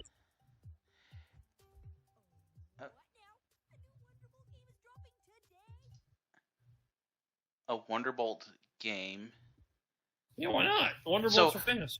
So the Wonderbolts now have a full-on franchise. Instead of getting the... Okay, first off, Wonderbolts was originally supposed to be kind of the Air Force of the My Little Pony world. And now it's turned... Blue Angels. Right. So different, more like the Air Entertainment. Are they the Blue Angels, though? It seems to me like they're a defense force. They're more the Blue Angels. They're not really a defense force. They can come in and save the day if needed, but I don't know any time that the Air Force has come in to actually judge an air competition. In the episode Sonic Rainboom, where I've never known Air Force pilots, Air Force personnel come in to actually judge an air show done by civilian pilots. Blue Angels are actually a lot of air shows. And not to mention, the Wonder Colts are also in blue from episode 1. They're the best aerial team. It also doesn't say they're the best defense force in Equestria. They're the best aerial team. So it makes me think that they're more for performance. They perform in Gen 4 along with Rainbow Dash and without Rainbow Dash. They did the one thing, they go to games and stuff like the equestrian games. They competed in that stuff. They competed in the qualifier for it. I don't know of any Air Force personnel that does that. I'm pretty sure that there's an EAU that does that. Earth Unicorn and Pegasi, EUP, sorry, that does that, and I don't think the Wonderbolts are part of it. Okay, so we're not considering this like a Raid Shadow Legends reference. No, I'm pretty sure that the Wonderbolts are more for entertainment and not for defense.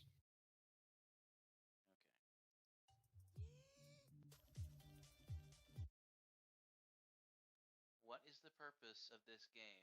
Is it like Flappy Bird? I think it's to go as far as you possibly can. Yeah, I'd assume it's like Flappy Bird. So they put Spitfire on there apparently. I'm Why assuming not? that's Spitfire.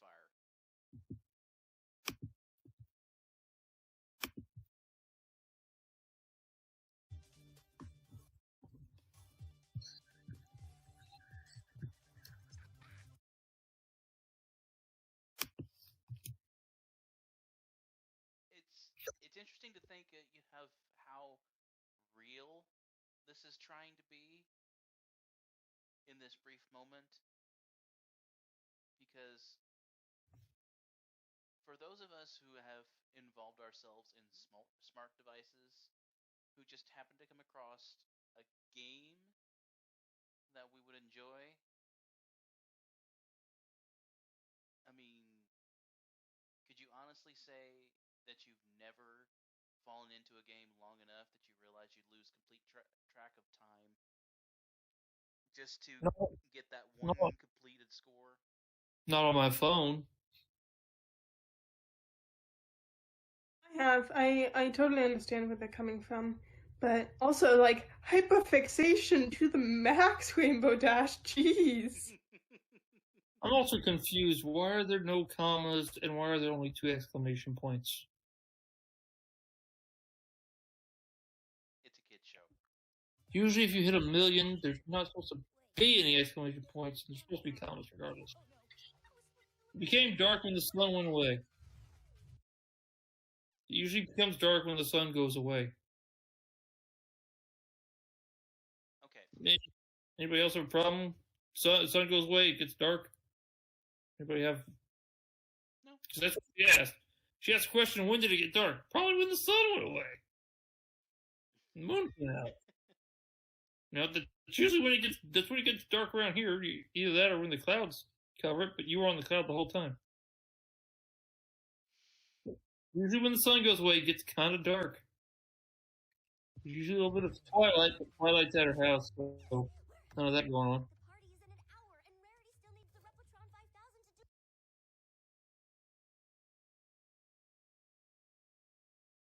The Okay.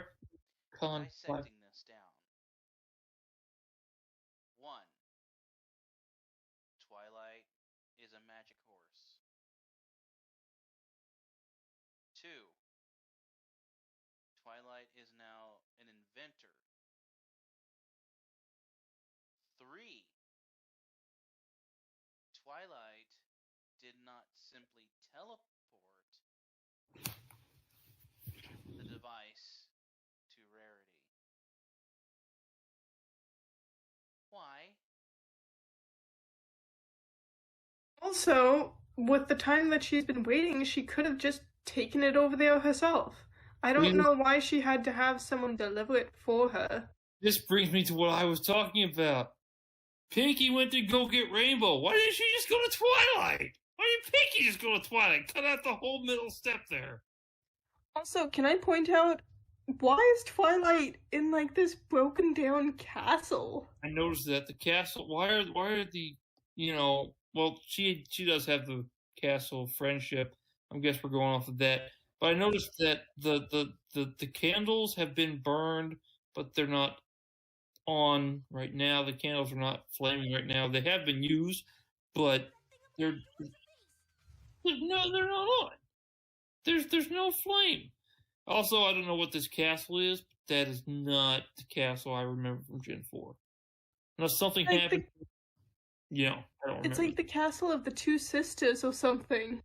That's what I thought when she first saw him. Like, did she go all the way out to the Everfree Forest? Look at the door. Come on. Look at the wall. It's got cracks in it. Look at the bookcase. Who makes a bookcase like that?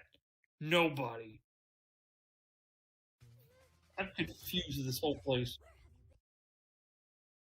Candles, not lit. Used, definitely been used, but not lit. This has got to be the twin sisters. Which would bring up the thought, did she invent it or did she just find it? Probably both. Probably she found it, it was broken, she fixed it. Replicatron 5000. I want one of those. Think of all the cheeseburgers I could make.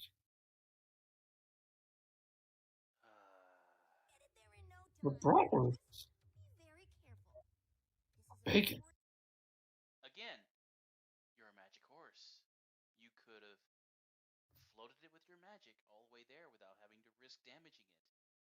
You're giving. She could have flown it. She could have walked there too. She could have gotten there in the time that it took. I don't know why she has to hang out in the castle. Unless she's got the Rona virus, I think she could do it herself.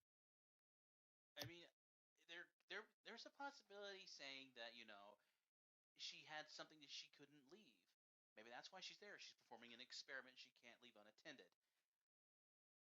I refuse to accept, like you said, Cosmic, that, Pinky could have easily have transported this in the amount of time it took her to talk to Rainbow Dash. Pinky ran up to Rainbow Dash. Pinky has the incredible speed still.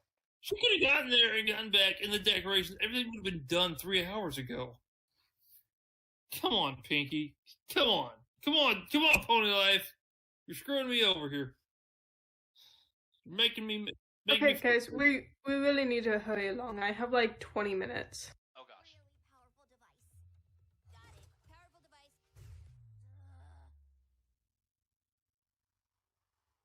Waiting for me. And you think by after like however many hours it's been, they would have had this place decorated.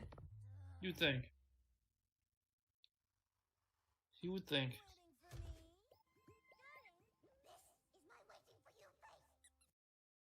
Of course it is. No, it is not. I refuse to Our accept it. face.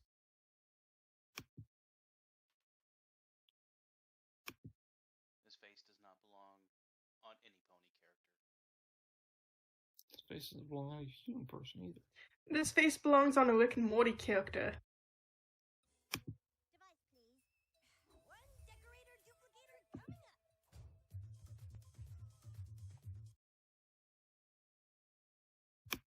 Effortlessly shoves a balloon into a device.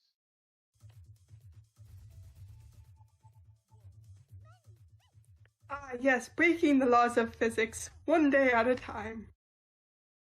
Okay, 1 second here.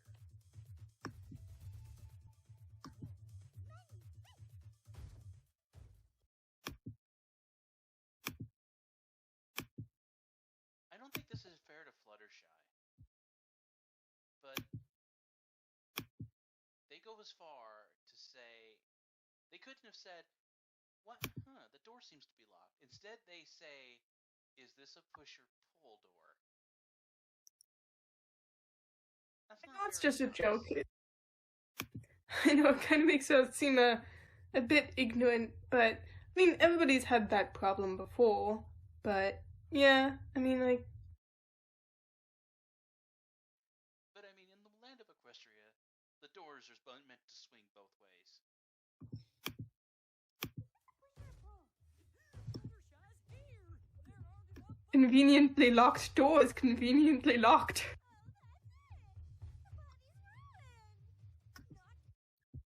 Also, they missed a perfect couch opportunity there.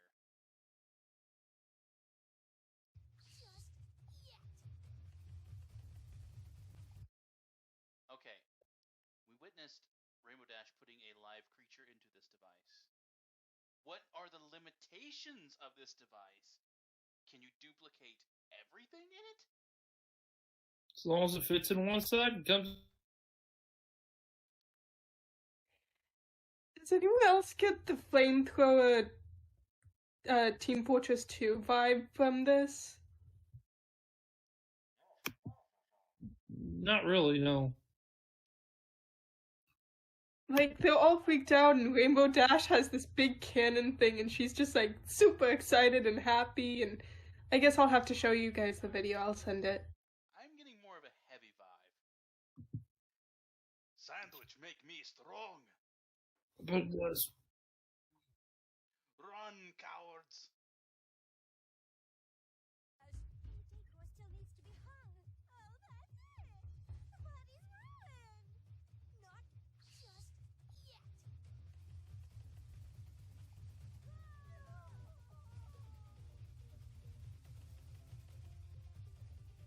The spectrum of the room.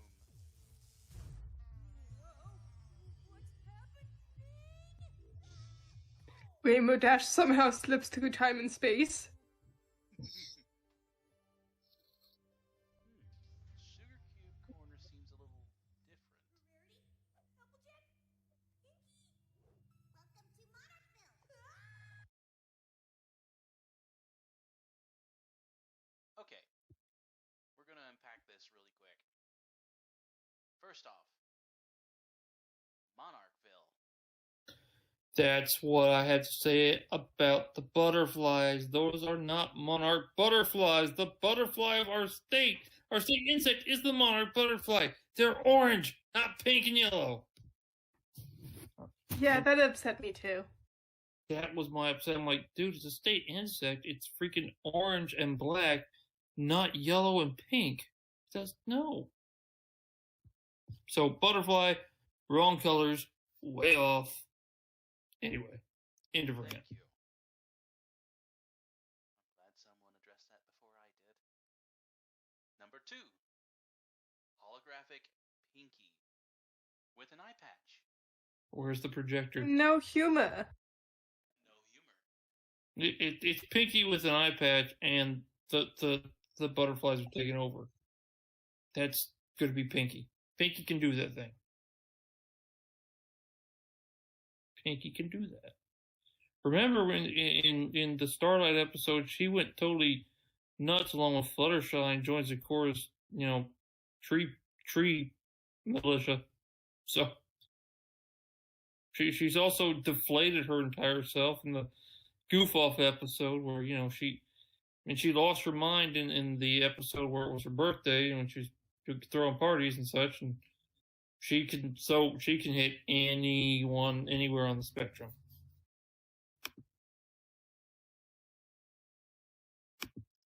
Home of the original Sugar Cube Corner. All hail the butterflies. I'm not in Ponyville anymore. Where am I? Some sort of There's a short clip that's coming up that I really want you to pause on. It's outward view of Sugar Cube Corner.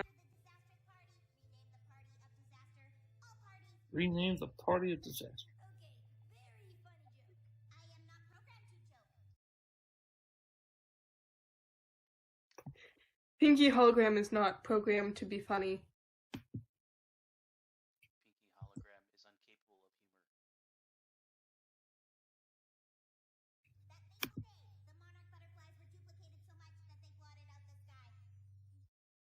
It's a lot of butterflies.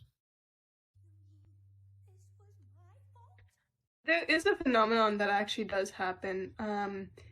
I haven't seen it myself, but I've experienced where the streets are completely covered in Pandora moths, and they come out every 3 to 5 years or something like that.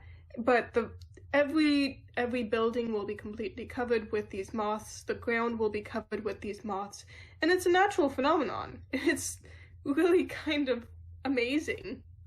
There are places in Texas where it actually has a crossing sign for scorpions because sometimes they will mass migrate on roads and stuff. It's an actual crossing for scorpions. It's in Texas. No, thank you. I want to see it. It just sounds interesting.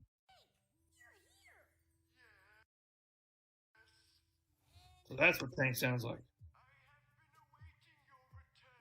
This threw me for such a loop. It had me in one of those "what on earth" moments.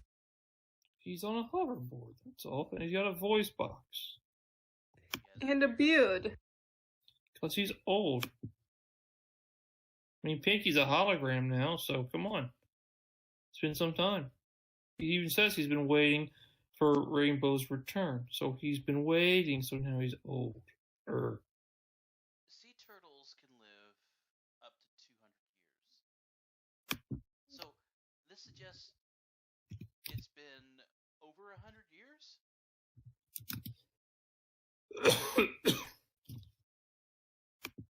I mean, we're not really given an exact amount of time.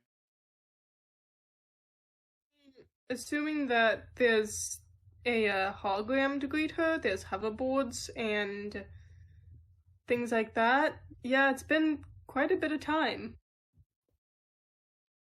Also, I know it's hard to tell, but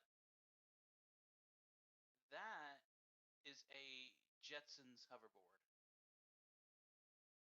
You know how you can tell?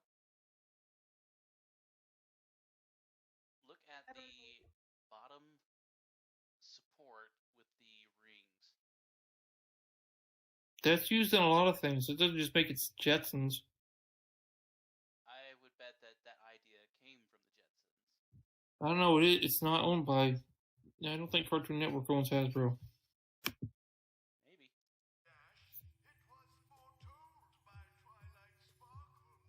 Listen, buddy, I've got to find my way back to fix this. I've got to find a way out of here. Taking time is what got me into this mess.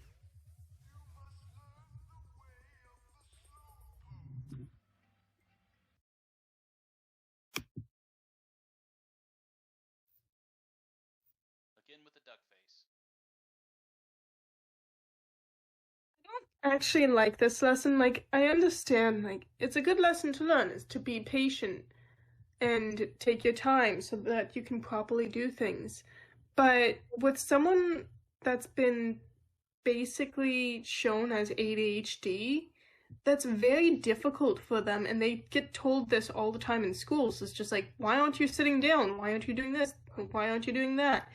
And I feel like ADHD people are always expected to do just normal stuff, but if they can harness their ADHD, then they can be amazing and figure out how to do stuff quicker, more efficient, and learn a lot more stuff. So, personally, using this lesson on Rainbow Dash, who in this episode was shown as like an ADHD person, I don't like the lesson.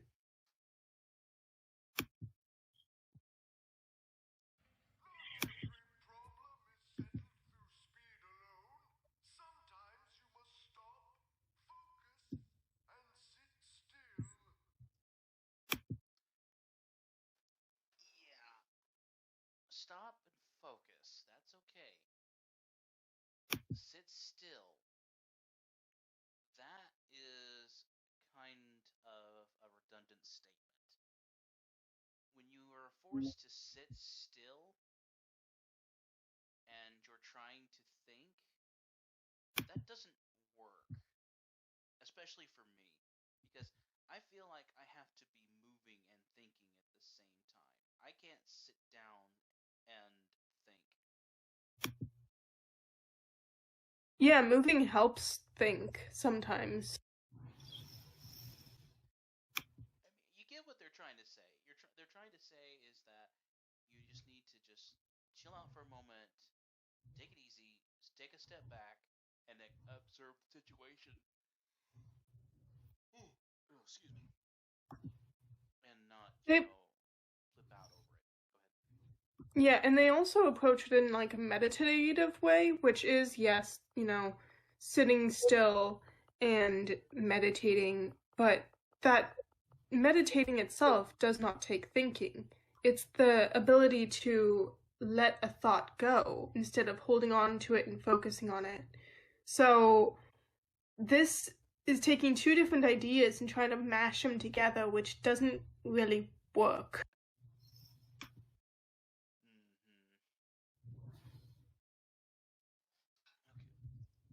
Okay. No time!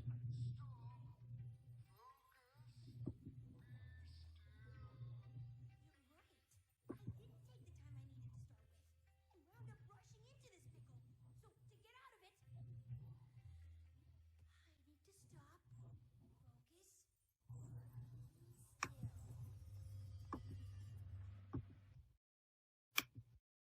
Okay. That is aggravating. I feel like that was a little bit of lazy writing there. I felt like there could have been a plot device, like she could have found the machine, and like even even if it took like 15 seconds of animation of her just hitting a button, resetting, powering off, or just something of that nature. You're telling me that everything was solved with her just sitting still. She immediately goes back in time.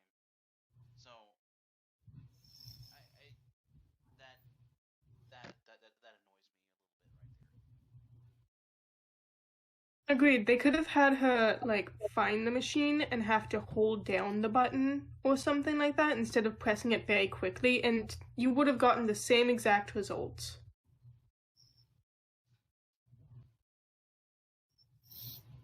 Any comment, Cosmic? No, pretty much something the same. Thank goodness I found you! You ever thought about doing some silver accents in your mane?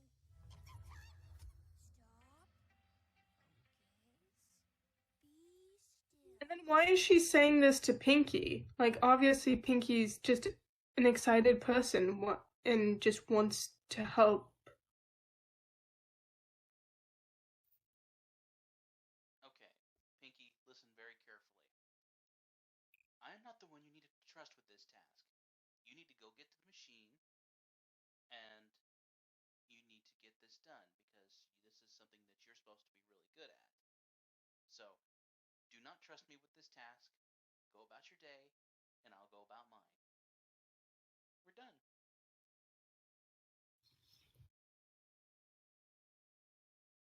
Yeah, I don't know. I didn't really like this episode very much. Now let's throw a party!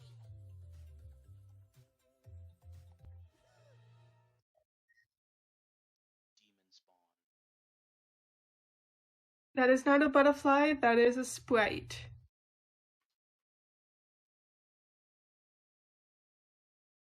All other butterflies that we have seen up until now were just, normal animated butterflies. For some reason, in this one particular scene, the animators felt like it was necessary to put a full on face and arms on the butterfly. Rainbow Dash has every right to be afraid and run away.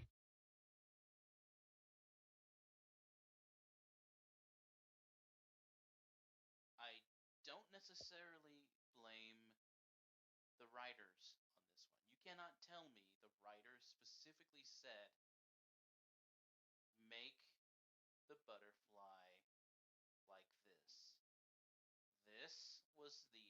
storyboard artist and the animators that decided to do this. I am not angry. I am just slightly disappointed. I hope I never see this creature again.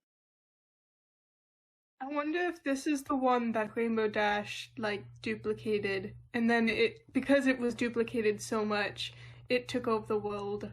Because it is Demon Spawn. It followed her back through the time vortex. Oh gosh. I am the Terminator. Oh gosh. And that is the end of the episode. Okay. Well, we can all agree that Big Hoof is actually the better episode of the pair that we have watched. Yeah, and I think this method of going through and slowly pausing and watching it worked really well. We cannot do more than 2 episodes this way, obviously. The episodes No way. being, the individual 5-minute segments. Yeah, no, we're not going to get through anything any faster expecting 5 minutes to take an hour. Agreed. Well, for those of you who watch this in the future, we hope that you enjoyed it. And if you have any extra comments or any things that we've missed, any references, feel free to comment below. And hopefully we'll see you here next time on Pony Life Reviews with me, the wonderful Kieran. Hello again, and thank you for listening. And of course, the other blue horse thing that we have locked away in the freezer at night. Hope to see you next time. Good night, everybody. Thank you so much.